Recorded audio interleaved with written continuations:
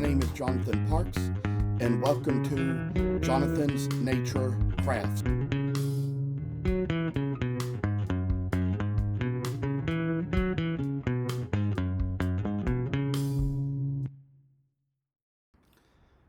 I must inform you that I do not live in this house by myself, but live here with other people.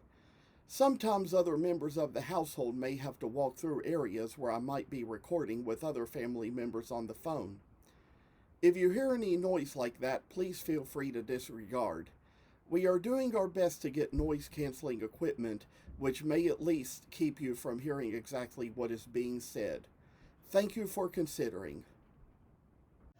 Well, I tell y'all, I came on tonight and just to kind of let y'all know that I finally finished up with the Magi here.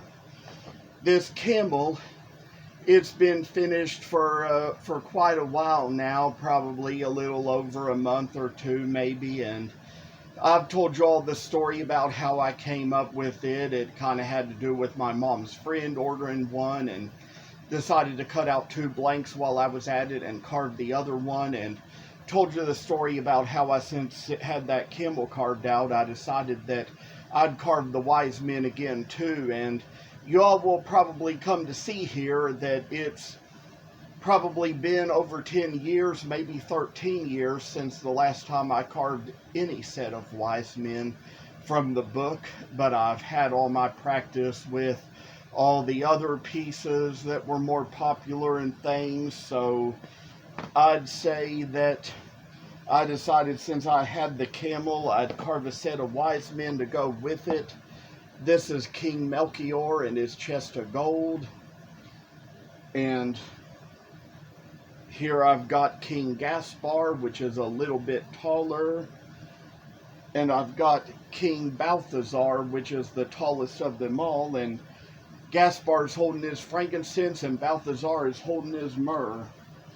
I've got little things to tell you all as far as what's in the book here that the patterns came out of. I've got stories to share with you about each wise man, and they got the little traditional tales about them. Whether or not these stories are true, I don't know. I mean, I do believe history, but I believe the Bible as well, and there is some history which I'd say is kind of told by tradition, doesn't really go back that far.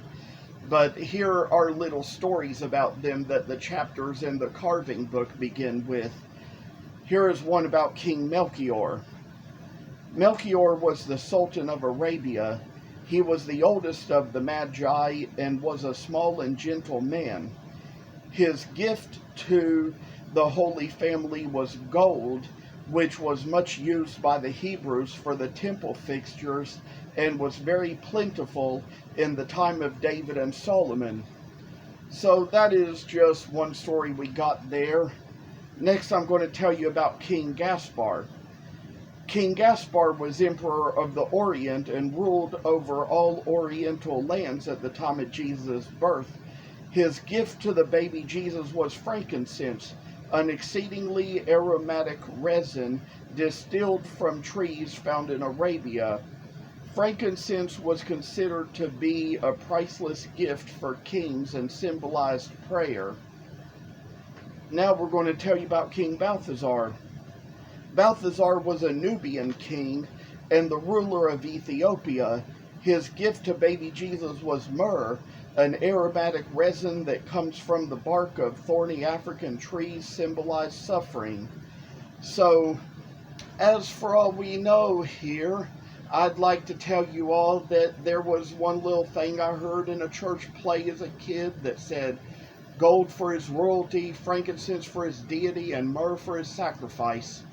Now, there was one year when around Christmas time we started listening to this cassette tape called Wise Guys and Starry Skies, which was kind of like a little musical, and it was something where it introduced me to the names Melchior, Gaspar, and Balthazar.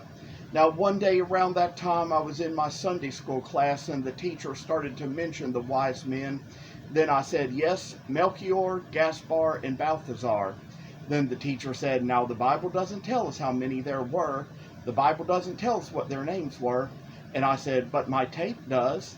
He says, but do you think your tape knows any more than the Bible does? So that was kind of how we did at the time. And I'll tell you another thing, you know, I mean, if you don't believe the Bible is the true and living Word of God, that's okay. You're entitled to your own belief. But as for me, I believe it is, and that's what I stick by. So that's how I speak.